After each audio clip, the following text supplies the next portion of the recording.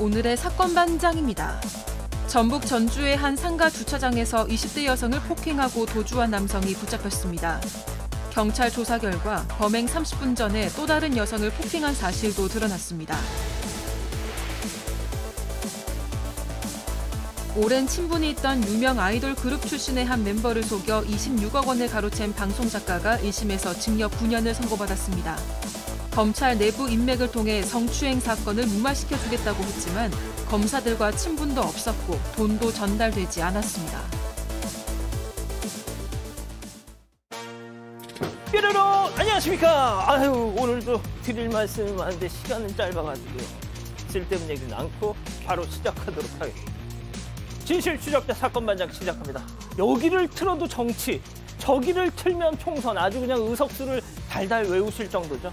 새벽까지 개표방송 보시느라고 많이 지치고 힘드셨을 텐데, 자, 이 시간만큼은 세상 다른 얘기도 보시면서 잠깐 좀 쉬어가시죠. 자, 오늘부로 대립과 갈등을 끝내고 통합과 단결, 새로운 시작을 염원하면서 오늘 출연자 소개해 올리죠. 예, 이자연 기자, 양지열 변호사, 오윤성 순천향대 교수, 박지훈 변호사, 그리고 박준혜 수호 선생님 나오셨습니다. 안녕하세요. 안녕하세요. 예. 안 믿겠지만 하루도 안 빼고 사반 봅니다 하신 유명수님, 믿습니다. 예. 퇴근하고 뛰어오느라 힘들었는데 이제 맘 편히 봐요 하신 서민정님, 청각장애로 자막을 통해서 사반 보고 있어요 하신 이상우님, 자, 돌쟁이 아가 김민서, 사반만 하면 저렇게 춤을 춰요, 태교를 사반으로 해서인 듯 하신 성동선님, 부산 사상 사는 우리 아빠 박길배 씨 생일 완전 축하해 하신 박혜진님, 아빠 오형남, 엄마 강영희, 동생 수정, 운석 모두 건강하고 행복하십시오 하신 오선정님, 춘천시 퇴기주공 5차 아파트 주차장에 어떤 차가 2칸 주차했어요, 완전 짱나요 하신 성림초등학교 6학년 박경민님, 이신화님, 국민아님, 박재희님, 배재현님, 이주은님 모두 사랑합니다. 자, 재미는 물론 의리로 함께하는 아세사바 뉴스의 치로고! 예, 대한민국과 전 세계 동포 가족 여러분의 시선을 모아서 출발합니다.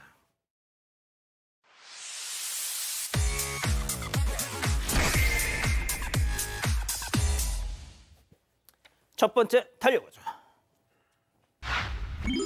4만 원만 꺼주세요. 대체 누가 누구한테 4만 원을 빌렸기에 이걸 전하는지, 자, 사반가족께서 제보해 주신 영상 만나보시죠. 자, 카페 안으로 한 남성이 입장합니다. 자, 알바생에게 말이죠, 다짜고짜 돈 빌려달랍니다. 아이, 사장님 미안한데 돈 3만 원만 좀 꿉시다. 내 친구 지어름 줄게. 자, 하면서 내가 묵주랑 휴대폰 번호도 남길게. 내가 꺼주라. 자, 직원 저렇게 번호를 옮겨 적자 그 위에 저렇게 안경하고 묵주를 놓고, 나 신앙하는 사람이야, 이거 왜 이래 하면서 저렇게 돈을 건네받아. 아이, 자기야 주는 김에 1만 원만 더 주라 하면서 4만 원을 챙기더니 저렇게 바깥으로 후다닥 나갑니다. 자, 그리고 중요한 거, 지금 이 시각까지 함흥차사라는 거죠. 자, 안경 쓴 사람이 안경도 맡기고 가고 묵주도 맡기고 가고, 저거 보안경일까요? 뭘까요? 아니죠. 자, 지난 4월 9일 오후에 있었던 일인데요. 60대로 추정된 남성이 인천 부평구에 있는 한 카페에 들어가면서 안경하고 묵주를 맡긴 다음에 돈을 좀 달라, 좀 있으면 친구가 오니까 친구가 갚아줄 것이다 라고 하면서 2개를 맡기고 전화번호를 적고 돈 4만 원, 3만 원 플러스 1만 원 더 가져가 버립니다. 그래서 이제 아르바이트생이 그걸 줬는데 그 이후에 그 연락처로 전화를 해보니까 딴 사람이 받죠. 당연히. 아이고야. 모르는 일이다라고 얘기를 했고요. 사장이 이제 제보자이신데 아르바이트생이 아마 당황해서 돈을 줬는 것 같은데 자기도 진짜 왜 줬는지 모르겠다라고 괴로워한다고 하고요. 아마 이게 또 딴 데서 있을 것 같아서 제보를 한다고 하는데 아마 한 3가지 정도 같아요. 금액이 또 많지 않아요. 처음에 3만 원이었거든요. 그리고 자신만만해 와서 막 담보로 맡기는 것도 있죠. 그게 비록 안경하고 묵주지만 거기에다가 동정심을 좀 유발할 수 있는 막 그런 것들이 조합됐기 때문에 아마 반복을 많이 했을 것 같고요. 아마 아르바이트생이 아마 쏘갔던 게 아닌가 생각이 듭니다. 자, 그럼에도 불구하고 사장님은 저 사람이 깜빡한 거라고 생각하시더라고요. 그럴 가능성 저는 없다고 봅니다만. 자, 지금이라도 4만 원 들고 당장 가게 앞으로 가세요. 자, 다음 이어가죠. 만취 승객이 퍽퍽퍽입니다. 또 택시기사 폭행 사건. 사반가족께서 제보해 주신 영상 만나보시죠. 이 아줌마 웃기는 아줌마네. 웃기는 아줌마예요. 왜 그래? 택시, 내가 택시 좀 왜 하고 택시 기사를 야 여기 택시 기사를 왜 하고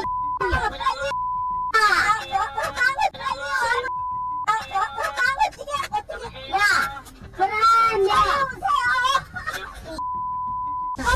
엄마 택시 기사를 왜 하고 있지 않아 택시 미치겠어요 엄마 택시를 왜 하고 엄마 막 딴 나가서 하지. 택시를 왜 하고 여기 와주세요. 너 있잖아. 보트를 사러 왔니? 하지 마세요. 보트를 사러 왔냐고. 하지 마세요. 택시 기사를 왜 하고 있기는 너같이 대책 없이 취한 인간들 집까지 데려다 주려고 하시는 거지? 아이고 정말. 아, 그러게 말입니다. 지금 보신 영상이요. 저 택시 여성 기사분이거든요. 기사분의 아드님이 사건 반장 가족분인데 제보를 하신 겁니다.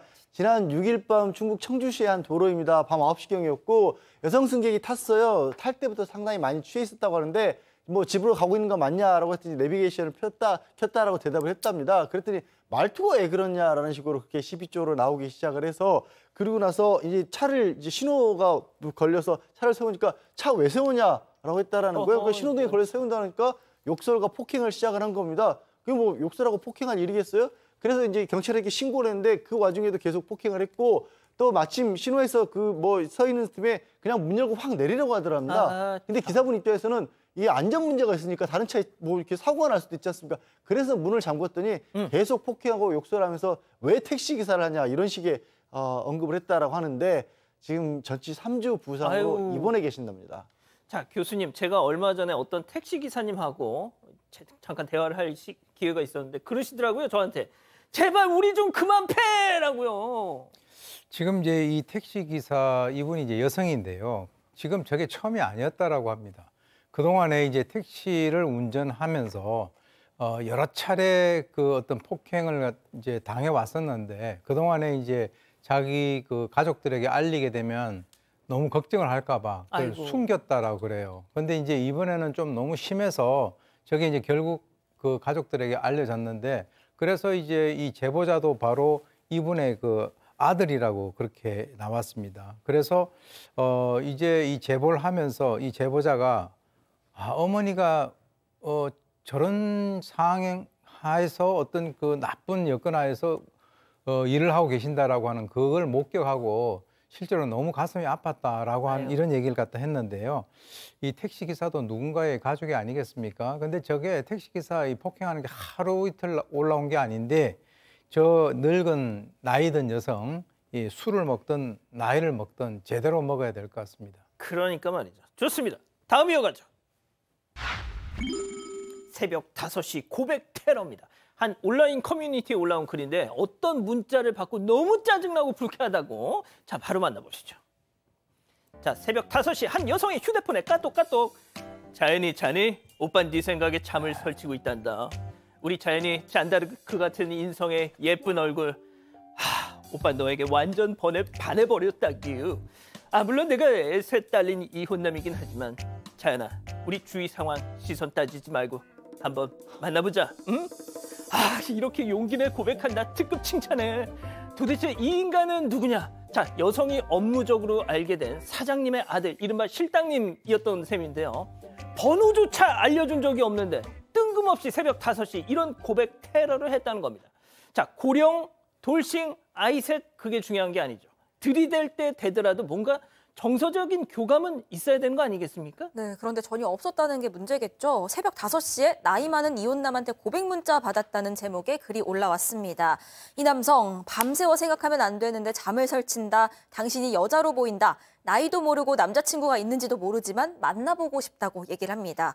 그러면서요, 애세 딸린 이혼남을 만나고 싶겠냐. 그건 알지만 몇십 년 만에 밤잠 설치게 하는 이성이 나타나서 고민하다가 문자를 보낸다. 그러면서 이렇게도 얘기를 합니다. 거절해도 괜찮다. 용기 낸 나 자신을 칭찬할 거다. 덧붙였습니다.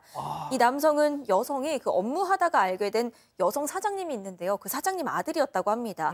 2주쯤 전에 그 사장님이 휴대전화 전화를 안 받아서 사무실로 전화 건 적이 있는데 그때 이 남성이 대신 받았다는 겁니다. 그 당시에 아마도 전화기에 그 발신자로 찍힌 전화번호 그걸 저장한 것 같다고 보고 있습니다. 그래서요. 그 사장님한테 직접 아드님께 이런 문자 받았다. 이런 거 좀 안 하셨으면 좋겠다. 그렇게 말씀을 드렸다는 겁니다. 그랬더니 그 사장님이 원래 그런 애가 아닌데 이혼의 충격으로 이런 것 같다. 이렇게 답장이 왔다고 하고요. 대신 사과를 했다고 합니다. 이 여성은 절대 나는 여지 준 적이 없다. 나이도 모르는데 나보다 훨씬 많은 중년이고 왜 상대방이 불쾌할 거란 생각 안 하고 자기 감정만 편하자고 이러냐면서 상당히 격양된 반응을 보였습니다. 알겠습니다. 자, 다음 이어가죠. 발판 밟고 우당탕탕입니다. 자, 사방가족께서 제보해 주셨는데 화장실에 다녀오는 길에 큰 사고를 겪으셨다는 거죠. 만나보시죠.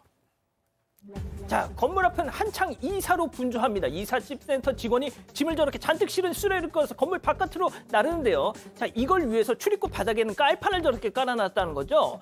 자, 좋습니다. 자, 그런데 한 남성이 걸어오는데 발이 쭉 아이고 세상에 미끄러져서 저렇게 넘어지셨어요. 아이고. 자, 깔판은 그냥 쭉 날아가 버리고 저렇게 미끄러졌어요. 자, 남성분 허리를 부여잡고 고통스럽게 막 일어나는데 말이죠. 양 변호사님, 정말 세게 많이 다치셨을 것 같은데. 그러게 많이 다쳤습니다. 실제로 이 사건은 지난 3월 3일 날 일어났고요. 인천 부평구의 한 상가 건물이라고 합니다. 보신 것처럼 이 이삿짐센터에서 이삿짐을 나르기 위해서 플라스틱 깔판을 설치해놨다가 그걸 고정을 시키지 않은 채로 썼던 겁니다. 그래서 하필이면 그 위로 지나가던 제보자분이 넘어졌는데 손목뼈에 골절이 있고요. 염자 부분, 골반 쪽에 염자도 생겼다고 합니다. 굉장히 부상이 좀 심해서 이 일도 상당히 손실이 있는 그런 상황이라고 하는데 문제는 저렇게 넘어진 걸 보고도 어찌된 일인지 이삿짐센터 측에서 별다르게 응대를 안 했다라는 겁니다. 그래서 어쩔 수 없이 이 나중에 그 이삿짐센터 보면 이렇게 전화번호가 올라와 있잖아요.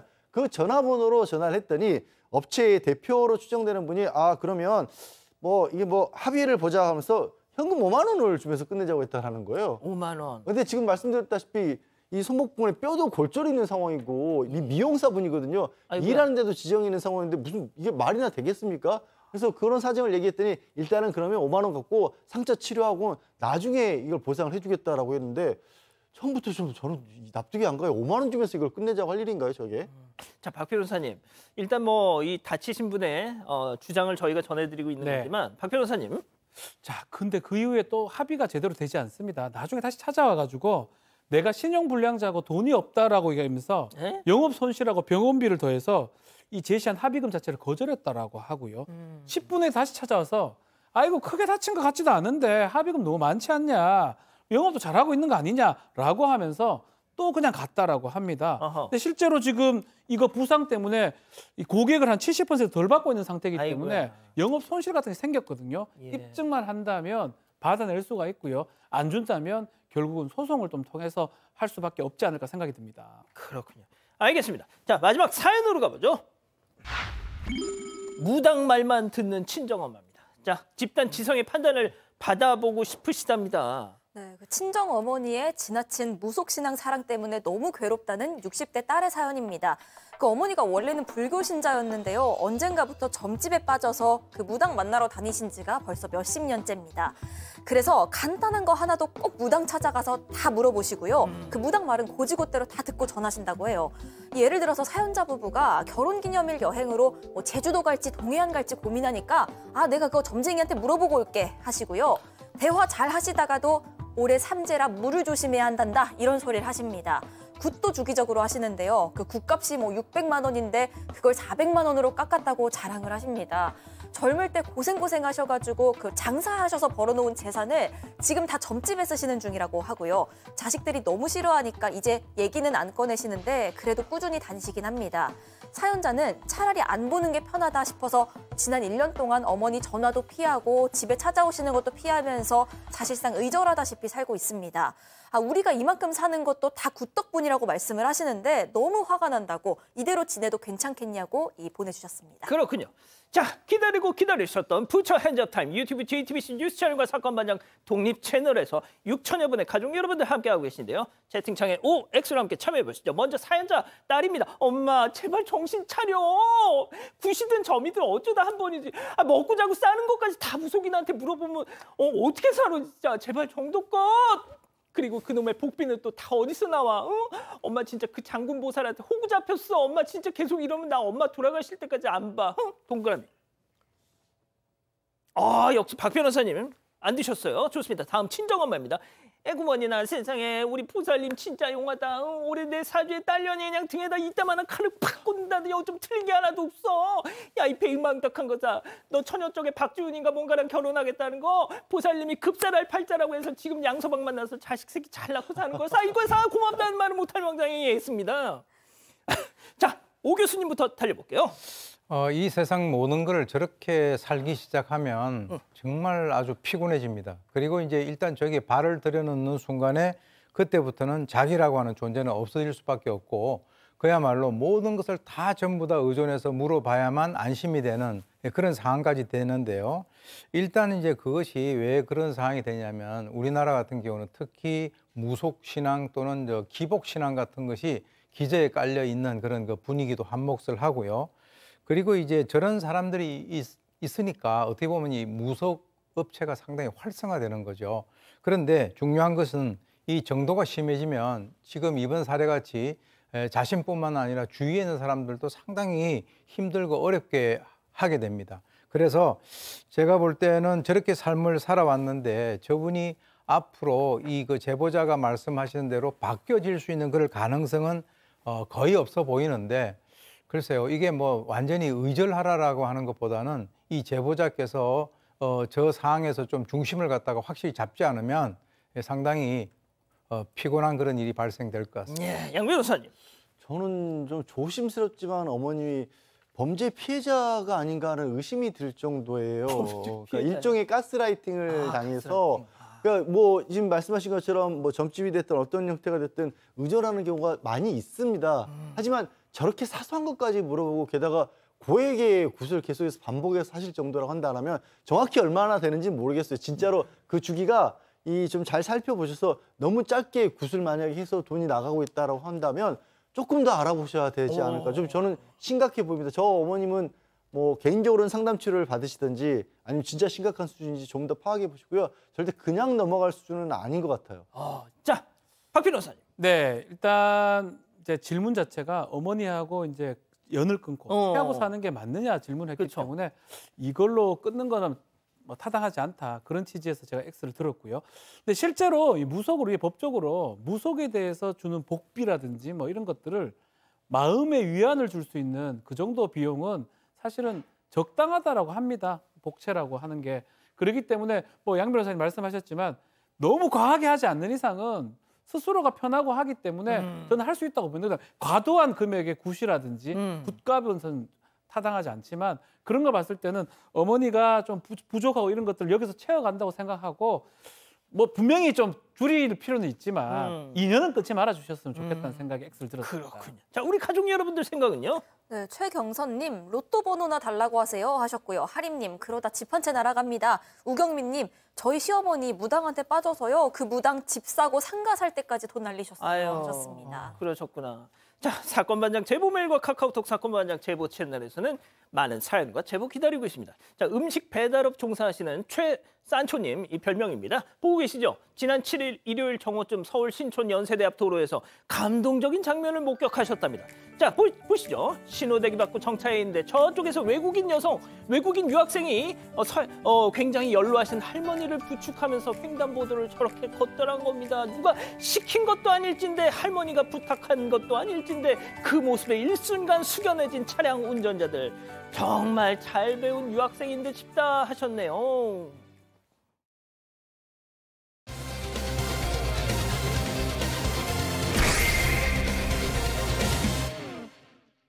전북 전주의 한 상가 주차장에서 20대 여성을 폭행하고 도주한 남성이 붙잡혔습니다.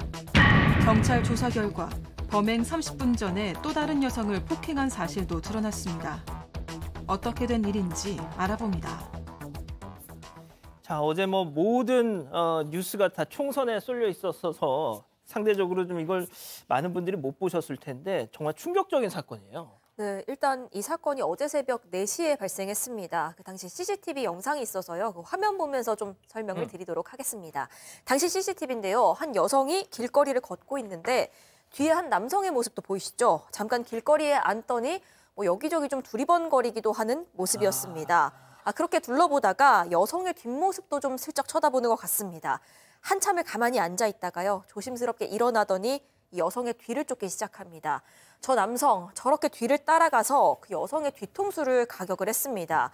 경찰이 어제 낮 12시 반쯤에 전북 전주에 있는 한 상가 옆 주차장에서 여성 한 명이 머리에 피를 흘린 채로 쓰러져 있다, 이런 신고를 받게 됩니다. 발견했는데 이 피해 여성은 당시에 나체 상태였고요. 의식이 없었습니다. 주차장 인근에서 이 여성의 속옷도 발견이 됐고요. 일단 이 여성은 머리를 크게 다치긴 했는데 생명에는 지장이 없는 것으로 알려졌습니다. 자, 이게 새벽에 일어난 사건인데 8시간 뒤에 정오에 발견이 됐다는 거죠. 왜 그랬는지 목격자 얘기 한번 들어보시죠. 처음에 나도 사람인 줄 몰랐어요. 이걸 이 사람 여기 자세히 보니까 사람이더라고요. 옷을 벗은 상태, 완전히 다 되더라고요. 아무것도 안 입은 상태에서 머리는 차 밑에 있고 나머지가 바깥에 보이더라고요. 뉴스 보니까 뭐 4시부터 급다는데 이 너무나 막 많은 시간을 그동안에 사람이 몰랐을까. 또 어저께 쉬는 날이었어요. 그 건물 사람으로 다 쉬고 관리인도요. 그러다 보니까 이제 그런 경우가 생겨나가 본데. 자, 보시면 혈흔이 좀 보이는데 말이죠. 네. 왜 이게 어떤 일이 벌어진 겁니까? 그러니까 지금 목격하신 분이 따로 계셨던 거예요. 말씀 들으신 것처럼 그 주차장 차 밑에 나체르 여성이 차 밑으로 머리 쪽이 들어가서 발견이 된 겁니다. 그래서 은닉하려고 했다고 보기에는 또 뭐 제대로 가린 것 같지도 않거든요. 예. 경찰이 인근 CCTV를 분석을 해보니까 뭐 인근에 사는 남성을 주거지에서 또 8시간 만에 잡았습니다. 집에 머물고 있었던 상태예요. 보신 것처럼 이 남성이 조사를 해보니까 상가 거리에서 여성을 뒤쫓아가서 뒤통수를 가게 해서 정신을 잃게 만든 겁니다. 그 이후에 그 정신을 잃은 여성을 끌고 인근에 있는 주차장으로 가서 뭐 옷이며 휴대전화며 금품 같은 것을 다 훔쳐서 도주를 했던 겁니다. 자, 그런데 처음이 아니었다고요? 야, 이게 사실 10일 날 새벽으로 넘어가는 4시에 전주 금암동에 있는 상가에서 일어났던 사건이긴 한데 그 사건 직전에 30분 전에 유사한 사건이 또 있었습니다. 이 피의자 A 씨가 했던 건데요. 덕진공원 인근에서 똑같은 상황으로 다른 여성한테 이 후두부를 가격했던 이게 좀 있었고요. 피해 여성한테 후두부를 두 번째로 이제 했던 거고요. 이 남성이 두 번째 범행하기 전에 또 다른 여성 폭행했던 부분은 또 영상에 고스란히 지금 담겨져 있는데 영상을 한번 보면서 말씀 좀 드리겠습니다. 여성이 혼자 좀 길거리를 좀 걷고 있죠. 자, 이게 첫 번째. 첫 번째입니다. 30분 전에 남성이 빠른 걸음으로 여성을 뒤따라가고요. 남성이 여성의 뒤통수를 갑자기 가격을 합니다. 가격을 한 다음에 이런 식으로 골목으로 급하게 도망치는 모습이 있습니다. 이 이후에 30분 이후에 또 다른 후두부 가격하면서 여성을 폭행하는 사건이 일어난 겁니다. 교수님이 좀 설명을 해주셔야 되겠는데요. 예, 저게 이제 30분이라고 하는 그 의미는 이 범행간에 있어서의 자기 어떤 그 범행에 있어서 심적인 냉각기가 30분이라고 하는 것은 첫 번째 사건을 하고 난 이후에도 자기의 어떤 내면적인 범행 욕구가 충족이 되지 않았다라고 하는 것을 의미를 하고요.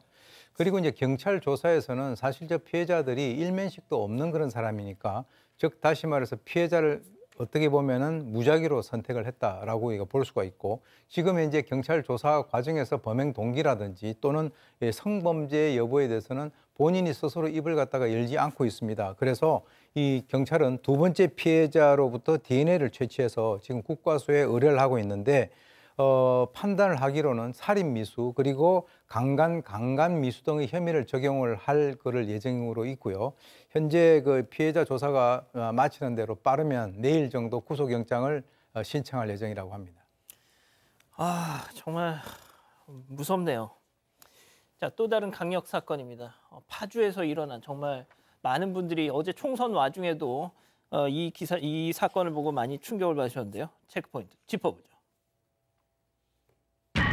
남자 둘, 여자 둘입니다. 네, 한 호텔에서요. 경기 파주의 한 호텔에서 20대 남성 2명 그리고 여성 2명 이렇게 총 4명이 숨진 그런 좀 이상한 사건입니다. 일단 실종 신고로 시작을 했습니다. 숨진 여성 중에 한 명인데요. 20대 여성의 가족이 고양시에 거주하고 있는데 그 가족이 지난 9일에 실종 신고를 합니다.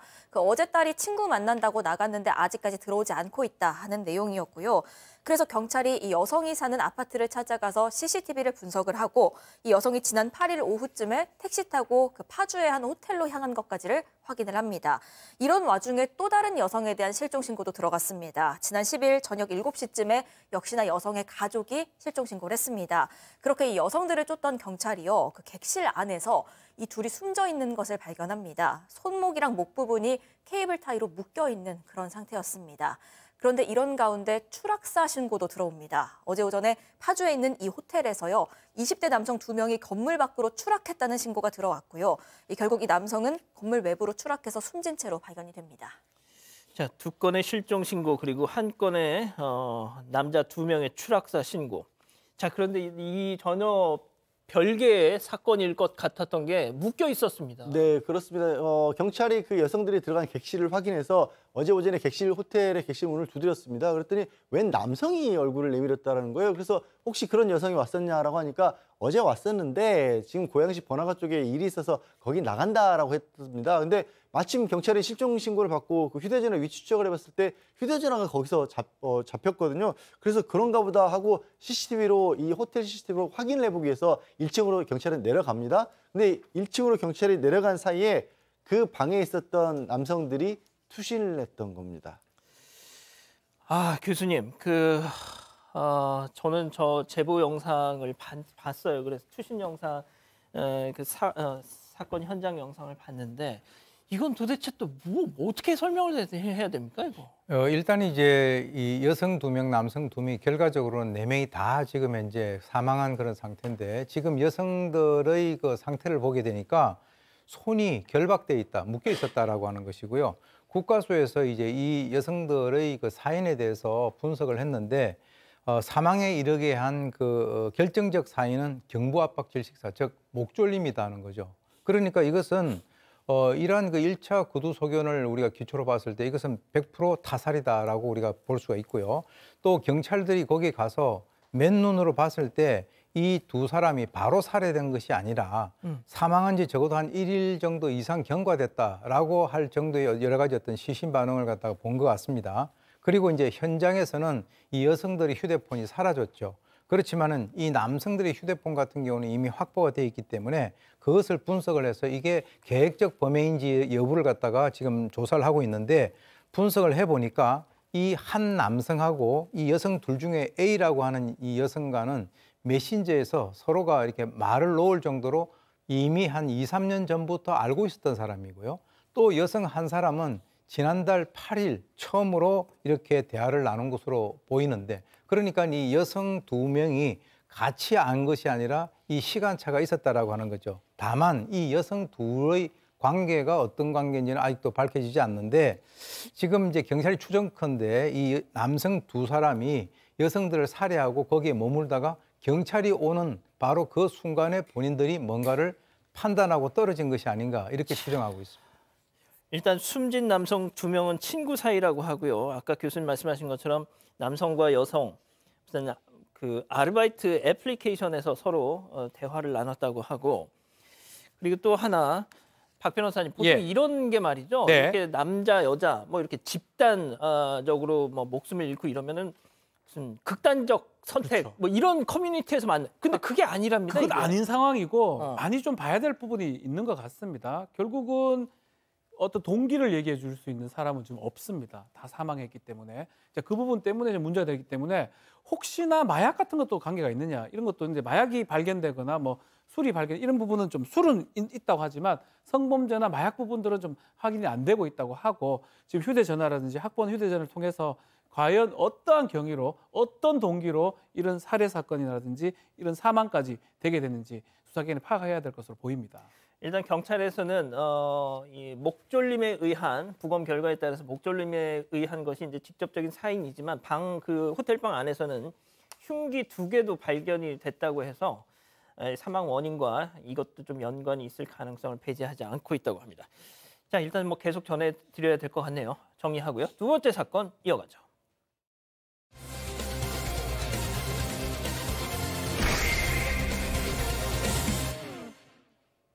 2019년 유명 아이돌 그룹 출신의 한 멤버가 성추행 혐의를 받고 있다는 기사가 나가자 오래 알고 지낸 방송 작가가 도와주겠다며 나섰습니다.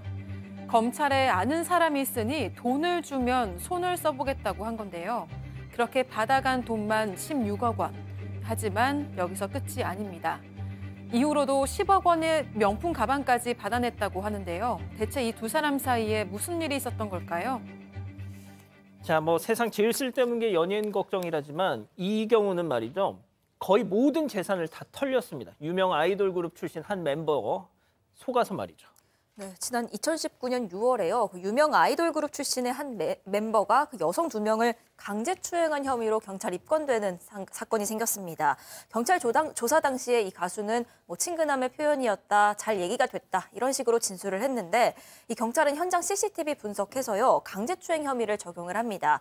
이후에 그 여성이 고소를 취하하긴 했는데 이게 강제추행죄가 친고죄가 아니었기 때문에 수사를 지속했고요. 결국 불구속 기소 의견으로 검찰에 넘기게 됐습니다. 서울중앙지검으로 송치가 됐는데 그 당시에 이 가수는 여러 예능 프로그램에도 나가고 있었습니다. 그런데 이런 사건에 연루가 되다 보니까 그 당시 나가던 프로그램에서도 통편집이 되는 등 그런 상황에 처하게 됩니다. 이런 상황에서 이 멤버가 20년간 알고 지낸 이 친한 방송직 작가가 있었다고 합니다. 이 방송 작가가 이 가수에게 내가 도와주겠다고 접근하면서 나서게 됩니다. 자, 내가 도와줄게. 모든 사람이 다 외면할 때 한 사람만 이렇게 손을 뻗었습니다. 그러니까 이제 이 연예인 입장에서는 참 그 사람은 고마운 사람이다라고 이제 생각을 할 수밖에 없는 그런 상황이죠. 사실 왜 그러냐면 그 사안에 대해서 본인이 결백하다 하더라도 실제 이제 관련 기사가 나온다든지 이렇게 되게 되면 본인이 이제 출연했던 그 프로그램 같은 것이 통편집되고 이렇게 상당히 이제 본인이 위축이 될 수밖에 없는 그런 상황이 발생될 수 있는데 주변 사람들도 조금 약간 거리를 두게 되죠. 다 본인은 인기를 먹고 사는 그런 그 연예인으로서 나를 떠나는구나라고 했을 때 정말 어려울 때 손을 뻗어주는 친구가 진짜 친구다라고 하는 이런 얘기가 있지 않습니까? 바로 그런 어떤 그 생각을 했을 것 같습니다. 그런데 이 그 방송 작가가 그 전에 전혀 모르던 사람 같으면은 경계를 했을 텐데 굉장히 오랜 기간 친분이 있었고 본인이 검찰 내부에 인맥이 있는데 내가 무혐의를 받게 해주겠다.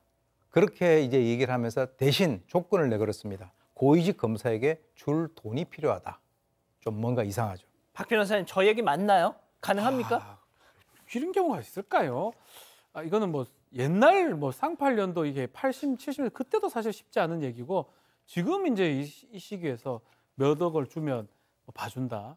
이게 가능하지 않는 얘기인데 어쨌든 간에 고위직 검사를 알기 때문에 그 아이돌 그 가수 아이돌한테 이 방송 작가가 너 한 16억 정도 줘봐라. 주면 내가 검사한테 내가 건넬게 그래서 네 봐줄게 라고 얘기한다면 하면서 16원을 받습니다.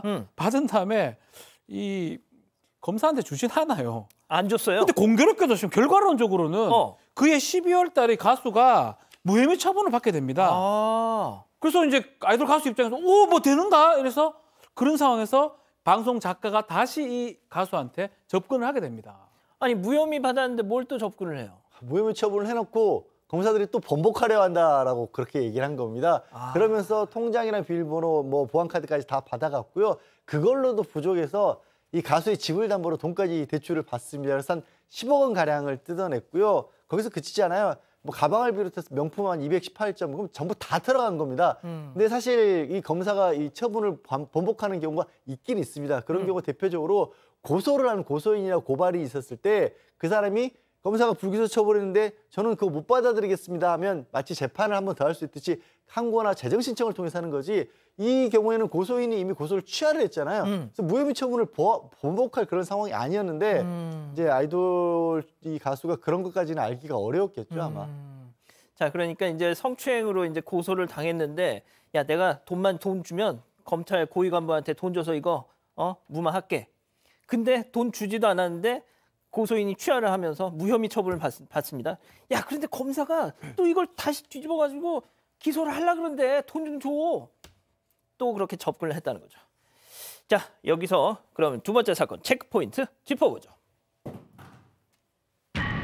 가스라이팅입니다. 총 26억 원을 뜯어먹었다는 거죠. 네, 26억 원 뜯긴 뒤에야 이제 방송 작가를 고소하게 됐고요. 지난해 7월에 이제 이 방송 작가가 재판에 넘겨지게 됩니다. 그리고 재판에서 이 가수는 그 작가로부터 정신적으로 가스라이팅을 당했다. 그래서 전 재산을 넘긴 거다. 이렇게 설명을 했는데 방송 작가 주장은 달랐습니다. 가수한테 돈을 직접 요구하거나 받은 적은 없고 통장 같은 건 이 가수의 승낙을 받아서 내가 관리를 해준 거라고 혐의를 부인했습니다. 자, 지금 도대체 누구냐 이렇게 많이들 말씀하시는데 이 내용이 조선일보 단독 기사였습니다. 그런데 이 사건 내용과 신화의 이민우 씨가 얼마 전 한 방송에 나와서 토로한 그 본인의 어떤 과거 사기 피해 이런 이걸 어느 예능에 나와서 얘기한 적이 있었거든요. 그 내용과 너무나 흡사해서 지금 많은 분들은 이게 신화 이민우 씨 얘기가 아니냐 이렇게 추정을 하고 있더라고요. 자, 양 변호사님, 뭐가 됐든 그 작가 2년 넘게 정신적 지배를 했다. 그래서 처벌을 제대로 받았습니까? 일단 1심에서는 이게 범죄가 맞다라고 해서 징역 9년을 선고를 했습니다. 이 법원의 판결은 이런 거예요. 그 가수가 지금 자기가 원래 녹화했던 그 방송분이 다 통편집이 돼서 굉장히 불안한 상태에 있었고, 불안한 상태인데 마침 신뢰하고 있는 작가가 접근했기 때문에 거기에 기댈 수밖에 없지 않았겠느냐라는 걸 인정을 했고, 그래서 징역 9년형을 선고를 하면서 배상명예라는 게 있습니다. 범죄를 입은 피해자도 원래는 민사소송으로 손해배를 배상을 해줘야 되는 게 원래 절차지만, 그럼 이중으로 복잡해지고 범죄가 명백하면 그렇게까지 갈 필요가 없지 않습니까? 그래서 26억 원을 돌려주라고 했습니다. 법원이 봤을 때 워낙 죄질도 좋지 않고 계속해서 부인하고 있고 하기 때문에 이런 형벌을 낼 수밖에 없었는데, 다만 여기에 대해서는 양쪽 다 항소를 해서 2심 진행 중입니다. 자, 교수님, 참 이게 말이죠. 참 사람이 어떻게 보면 사람의 정신세계라는 게 단순한 것 같아요. 그러니까 이제 우리가 통상적으로 이 인간이라고 하는 존재는 대단히 합리적이다라고 우리가 가정을 하고 이제 통상 문제를 풀어나가는데, 의외로 많은 곳에서 인간이 굉장히 비합리적인 그런 결정을 하는 경우가 있습니다. 사실 방송 작가가 왜 아이돌 가수의 자금 관리를 갖다 해주죠? 그거는 어떻게 보면은 상당히 비논리적인데, 실제로 이제 이런 것들이 안타깝게도 자신의 어떤 모든 재산을 다 털리고 난 뒤에 이제 느끼게 된다는 거죠. 그래서 지금 아는 사람이 더 무섭다. 왜? 이거는 그 사람의 약점이라든가 이런 것들을 갖다가 아주 속속들이 꿰뚫고 있기 때문에. 맞아요. 그래서 저 작가의 입장에서는 그야말로 아주 아주 그냥 그 호구를 갖다가 만난 것이다, 이렇게 볼 수가 있고요. 저 사람이 벌어놓은 돈은 마지막까지 그 밑바닥까지 짜낼 때까지 자기는 어떤 행동을 갖다 하겠다, 이렇게 생각을 하는데, 재판 결과를 좀 더 지켜봐야 될 것 같습니다. 알겠습니다. 자, 두 번째 사건 정리하고요. 사건 연구소 이어갑니다.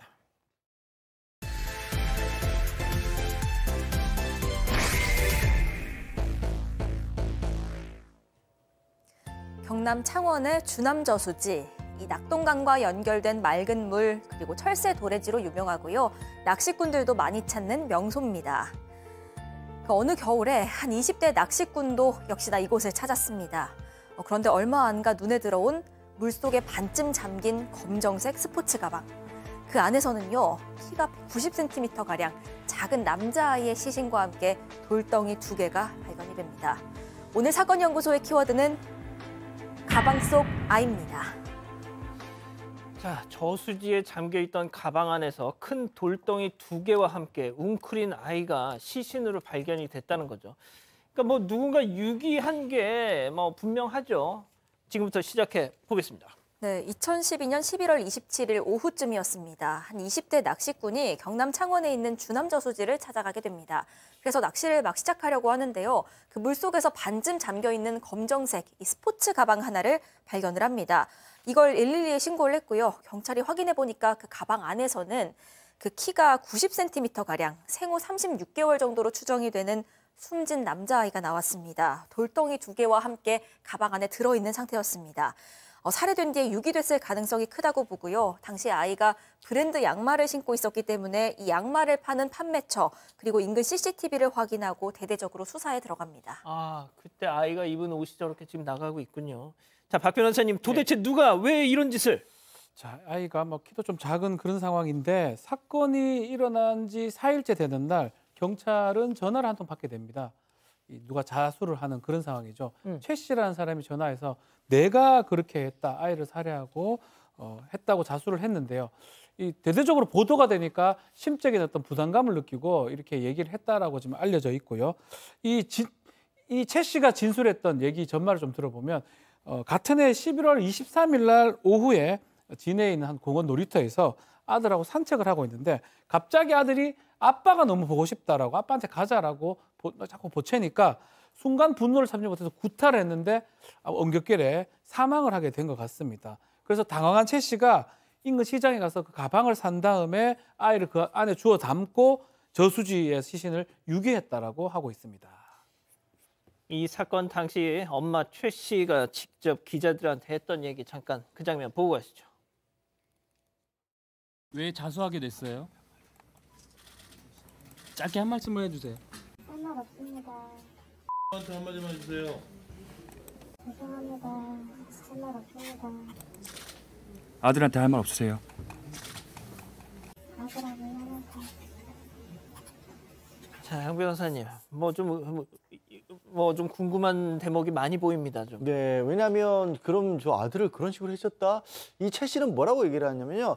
아들을 그렇게 숨지게 만든 다음에 공원 화장실에 방치해 둔 다음에 가방을 사러 나갔다 왔다라고 그렇게 얘기를 했어요. 근데 가까운 상점이나 시장이 왕복 한 20분 거리라는데 그 사람 많이 드나드는 공원 화장실에 시신을 방치했다는 게 이상하잖아요. 그럼 또 어떻게 왔다 갔다 했냐니까 그것도 뭐 택시나 버스를 이용했다 이렇게 계속 말이 바뀌었다는 겁니다. 아하. 그래서 경찰이 계속 추궁을 했더니 예. 사실은 그게 아니었고요. 예. 중요한 게 이동수단이 이 지인의 차량을 이용해서 이동을 했던 겁니다. 그리고 시신을 담았던 가방도 지인 집에서부터 미리 가지고 나왔던 겁니다. 자, 교수님 여기서 갑자기 튀어나오면 그 지인이라는 사람 뭡니까? 이게 이제 최 씨 같은 경우는 사실 남편과의 사이가 별로 좋지 않았습니다. 아이를 3명을 낳았지만 또 시댁과 또는 시누이하고 사이가 안 좋고 그 같이 이제 뭐 식당에서 일을 했다라고 하는데 남편은 같이 있지 않고 또 외지에서 일을 해가지고 낮에는 열심히 일하고 들어오면 애 3명을 갖다 보는 그런 상황이었습니다. 그래서 이제 나중에는 이 자기 그 시집 쪽에다가 얘기를 갖다가 뭐 통보를 하고 자기는 아이를 1명 데리고 나왔는데 그 아이가 그 살해된 아이라는 거죠. 그래서 평소 이 친하게 지내던 이 지인이 어떻게 만나게 됐냐 그러면 어린아이들 병원에서 이제 만나가지고 좀 이렇게 관계가 있었는데 그럼 우리 집으로 와. 이런 식으로 해가지고 그쪽 집에서 생활을 하게 됐다는 거죠. 그런데 이 사람의 진술에 의하면 이 사람의 진술이 이제 3번인가 이렇게 바뀌는데 아들이 너무 울고 보채고 이렇게 해서 잘 먹지 않아서 미안하다. 그래서 나는 차라리 아들하고 같이 죽자. 이렇게 얘기를 갖다 했는데 그것도 이제 나중에 거짓말로 밝혀졌습니다. 그래서 결국 공원 화장실 등에서 아들을 폭행했었잖아. 난 살해했다. 그리고 준비된 가방에 담았다. 이렇게 얘기를 하면서 나중에 이 지인 부부에게 드라이브를 같이 하자라고 권해서 이 저수지에 도착을 해서 그 집에서 가지고 온 옷까지 이런 것들을 갖다가 이제 버렸다. 이렇게 얘기를 했는데 나중에 이런 모든 것들이 전부 다 거짓으로 밝혀집니다. 자, 뭔가 진술이 좀 허술해요. 그런데 일단 경찰은요, 그 지인 부부가 공범이 아니라고 결론을 내렸습니다. 그러니까 이 엄마인 최 씨의 진술이 그럴듯하다, 설득력이 있다 이렇게 봤던 거고요. 게다가 이 엄마 최 씨가 지인 부부도 의심을 했다고 얘기를 합니다. 그 아이 시신이 저수지에서 발견된 이후에 엄청 떠들썩해지니까 이 지인 부부도 이거 뭐냐, 너 얘기 아니냐, 아이 어딨냐 의심을 했다는 겁니다. 그랬더니 결국 자신의 범행을 털어놓고 그들에게 털어놓고 자수까지 하게 됐다고 그렇게 설명을 했던 겁니다. 그렇게 아이 엄마 최 씨만 검찰에 넘겨지게 됐는데요. 검찰 수사 결과 이제 반전을 맞습니다. 아하. 아이 엄마 최 씨의 단독 범행이 아니었고 이 지인 부부 역시도 공범이었다는 겁니다. 그렇다니까. 예, 그래서 이 부부 중에 남편에게는 폭행치사 그리고 사체 유기 혐의가 적용이 됐고요. 그 아내에게는 시신 유기를 도운 혐의가 적용이 됩니다. 아니 무슨 억하심정에 그 꼬마의 하나를 갖다 성인 3명이 이렇게 작당을 해가지고 죽입니까? 이유가 더 어처구니가 없습니다. 집에서 시끄럽게 운다라는 이유였던 거예요. 사실 사건 당일에 이 최 씨하고 지인 부부가 술을 마시다가 새벽 4시에 집에 들어온 겁니다. 4살짜리 아이가 엄마가 새벽 4시에 들어오니까 엄마한테 가서 이제 달래고 보챘겠죠. 예. 그랬더니 폭행을 시작한 거고요. 그럼 아이가 울었을 거 아니에요. 아이가 운다고 지인 부부 중에 남편도 같이 폭행을 했던 겁니다. 아하. 그러다가 아들이 결국엔 숨진 지경에 이르렀는데 그럼 이걸 어떻게 밝혀내냐면 예. 아들이 처음에 머리를 맞고 바닥에 쓰러져서 머리가 다쳤을 때 이 친모가 그나마 그때는 얼겹결에 119에 신고를 했던 겁니다. 근데 이 아이가 숨지니까 또 신고를 취소를 했어요. 예. 하지만 그 신고했을 때 통화 녹음이 되지 않습니까? 자동으로. 예. 그 통화 녹음을 분석해 보니까 공범 목소리가 들어가 있었던 겁니다. 아, 옆에 잠깐 예, 들렸구나. 살짝 들어가 있었던 거예요. 그걸 이제 경찰이 분석을 해서 찾아서 밝혀낸 거고요. 근데 그럼 왜 최 씨가 혼자 내가 그렇게 했었다고 자수를 했냐면 이 지인 부부가 너 들어가 있는 동안에 우리가 보살펴 주겠다라고 그렇게 회유를 해서 네가 다 예, 덮었어라. 다 덮었어라. 그렇게 회유를 해서 처음에는 자수를 했던 겁니다. 자, 교수님이 이 사건 좀 분석을 실제 하셨다면서요? 네, 제가 이제 이 사건을 분석한 지 10년이 조금 넘었습니다. 근데 이제 실제 아까 말씀드렸던 이 아이들 병원에서 만나서 인연을 갖다가 맺고 난 뒤에 사실 이 지인이라고 하는 사람 중에서 그 여성이 어떻게 보면은 이 그 친모를 완전히 정신적으로 조종을 했다, 저는 그렇게 보는데요. 왜 그러냐면 이 그 친모가 자기 아이를 뭐 이렇게 죽이는 그런 상황까지 갔음에도 불구하고 본인이 스스로 죄를 덮어 쓰기 위해서 거짓말을 계속 해봤다는 거죠. 그러니까 이제 경찰 입장에서는 보니까 전혀 앞뒤 말이 맞지 않는 그런 상황이라서 계속 수사를 하면서 이제 밝혀냅니다. 그런데 이제 특히 여기에서 이 그 지인이라고 하는 사람이 이 여성을 좀 더 이렇게 발목을 잡기 위해서 자기 남편의 형, 즉 다시 말해서 아주버니죠. 예. 그 아주버니하고 소개를 시켜줘요. 그렇게 해가지고 어떻게 보면 일종의 무슨 그 또 새로운 그 친척 관계 비슷하게 만들었고, 그리고 이 그 친모가 처음에 이 둘째 아이를 데리고 나온 이유를 자기 남편이 이 아이를 싫어해서 그 3명 중에서 1명을 자기는 데리고 나왔다라고 했는데 예. 나중에 실제로 알고 보니까 그 남편이 가장 좋아하던 아이였어요. 그러니까 그 아이에 대해서 그런 식의 어떤 그 폭행이라든가 이런 것들을 한 것은 추정컨대 그 남편에 대한 어떤 복수심 같은 것도 좀 있지 않았을까라는 생각을 갖다가 해보는데요. 실제로 뭐 이 여러 가지를 보게 된다면 이 친모가 자기 아이를 그런 식으로 살해를 하고 그 어떤 상황에서 지인을 보호하기 위해서 그렇게 노력했다라고 하는 것은 결국 정신적인 조종 상태에서 그런 행동을 한 것으로 보입니다.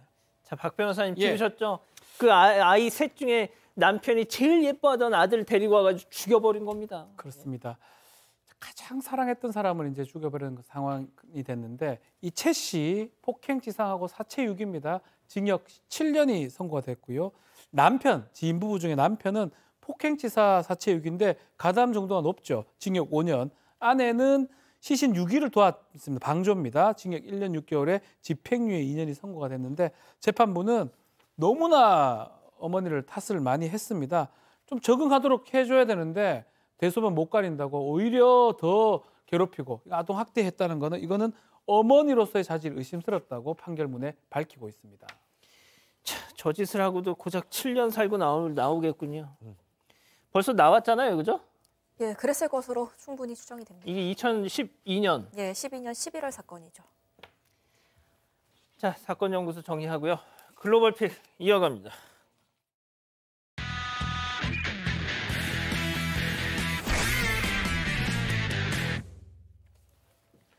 네, 이곳은 미국입니다. 맨발로 뛰쳐나온 남성이 트럭에서 내린 남성을 잡아챕니다. 한밤중 그 남성은 도로 한복판에서 뒹굴고 또 거친 몸싸움을 이어가는데요. 자, 이때 빨간색 차량이 맨발의 남성을 계속 달려듭니다. 자, 남성은 차에 올라탄 채로 트럭에 부딪혔고요. 다행히도 바닥으로 일단 무사히 착지를 했는데요. 받아가지 않고 휴대전화로 이제는 빨간색 차량을 찍습니다. 자, 그리고 문제의 차량과 남성은 그대로 떠나버렸습니다. 뭐하는 인간들이에요? 좀도둑이었습니다. 트럭 위에 있던 물건 훔치려다가요, 트럭 주인에게 딱 걸려버렸던 겁니다. 다행히 훔쳐간 물건은 없었지만요, 트럭 구겨지고 긁히고 게다가 저 남성도 다치기까지 했습니다. 남성은 찍어놓은 사진으로 경찰에 신고부터 했습니다. 그리고 며칠 뒤에 용의자 1명을 체포했다고 소식을 전해 들었는데요. 철없는 10대였다고 합니다. 그리고 경찰은 나머지 공범도 수배 중입니다. 자, 남아공으로 가보시죠. 자, 트럭이 흔들흔들 하더니요, 고속도로 다리 밑으로 그대로 떨어져 버리고 맙니다. 그 앞엔 트럭이 또 이미 쓰러져 있죠. 역시나 같은 도로인데요. 차들이 달리지 못하고 막 제멋대로 서 있습니다. 그리고 이 차량은 가장자리에 찰싹 달라붙더니 역시나 밀려서 다리 밑으로 떨어져 버리고 말았습니다. 왜 저래? 왜 저래? 자, 도로 위 차들의 발목을 잡은 건요, 바로 바람, 강풍이었습니다. 시속 90km의 강한 돌풍이 이곳을 덮쳤던 겁니다. 다리 아래로 떨어진 트럭은 형체를 알아볼 수도 없을 정도로 부서진 모습이죠. 아, 정말 끔찍한 사고였지만요, 진짜 기적적으로 사망자는 단 1명도 없었다고 합니다. 이 경찰은 도로를 폐쇄하고 사고 수습에 나섰습니다. 아니, 도대체 바람이 얼마나 세길래? 그런데 사고가 이뿐만이 아니었습니다. 가로수가 쓰러지고 또 나무가 꼬리채에 뽑히기도 했고요. 집 지붕이 다 뜯겨져 날아가기도 했습니다. 당국은 피해를 막기 위해서 높은 수준의 폭풍 경보를 내렸고요. 주민들에게 외출 자제를 당부했습니다. 러시아로 가보시죠. 자, 산책을 갔다 온 강아지와 보호자가 엘리베이터에 올라탑니다. 그런데 조금 있다 강아지만 혼자 밖으로 쏙 다시 나옵니다. 그리고 이때 강아지가 강한 힘에 쭉 끌려 올라갑니다. 엘리베이터 문이 닫히고 강아지 목줄이 거기 걸려서 올라갔던 건데요. 자, 이 문 끝자락에 걸려 강아지는 발버둥 치고 있죠. 그때 때마침 건물 경비원이 달려와서 이 강아지 목줄을 끌어냈습니다. 놀란 강아지는 바로 줄행량을 쳐서 서로 달아나는데 마침 CCTV를 보고 있던 경비원이 강아지를 바로 목격한 덕분에 무사할 수 있었던 겁니다. 아우, 다행이다. 강아지는 다행히 무사히 보호자 품에 들어갔는데요. 이 영상을 본 누리꾼들 왜 강아지를 그렇게 방치했냐며 보호자를 향해 쓴소리를 내뱉었습니다. 예, 다음 최근 온라인에서 화제가 되는 영상 함께 보시죠. 자, 이곳은 재판이 진행된 법정입니다. 그런데 방청석에 있던 남성이 벌떡 일어나죠. 옆에 있던 여성이 이 남성을 잡아보지만 저 남성 잠시 뒤 주머니에서 뭔가를 꺼내고요. 앞으로 달려나갑니다. 자, 그리고는 피고석에 있던 남성을 향해서 6발의 총격을 가했습니다. 총을 쐈어요? 네, 그렇습니다. 법정은 순식간에 아수라장이 됐고요. 사람들은 도망치고 검사와 판사도 납작 엎드려서 숨었습니다. 총알이 바닥난 남성은 아예 총을 망치처럼 잡더니 숨어있는 남성이 머리를 내리치기까지 했습니다. 무슨 원한으로? 이 충격적인 영상이 최근에 공개되는데 이 사연이 있습니다. 공격당한 남성이 살인 혐의로 재판을 받고 있었고요. 그 피해자가 총격을 가한 남성의 아버지였던 겁니다. 이걸 가만둘 수 없었던 걸로 보이는데 아버지 원수. 총을 맞은 남성은 병원으로 옮겨졌고 치료 후에 다시 수감됐고요. 복수를 하려던 아들도 그 자리에서 체포돼서 현재 수감 중입니다. 그렇군요. 건강한 뼈는 단단한 뼈를 말하는 거죠. 뭐? 그런 당연한 소리를. 그럼 그대로 챙기시죠. 단단하게. 기능성 원료인 유단백 추출물 인체 적용 시험 결과 골밀도 골강도 증가 확인. 약해진 뼈를 단단하게. 뼈엔 MVP. 콜레스테롤 케어. 걷고 먹고 끝이 아니라고? 콜레스테롤 Say No. 슈퍼바이오틱스 콜레스테롤. 장 건강 업. 나쁜 콜레스테롤 다운. 나쁜 콜레스테롤 Say No. 사랑하는 사건반장 가족 여러분, 행복한 밤 보내시고요. 저희는 내일도 사반 750 저녁 7시 50분에 다시 옵니다. 안녕히 계십시오.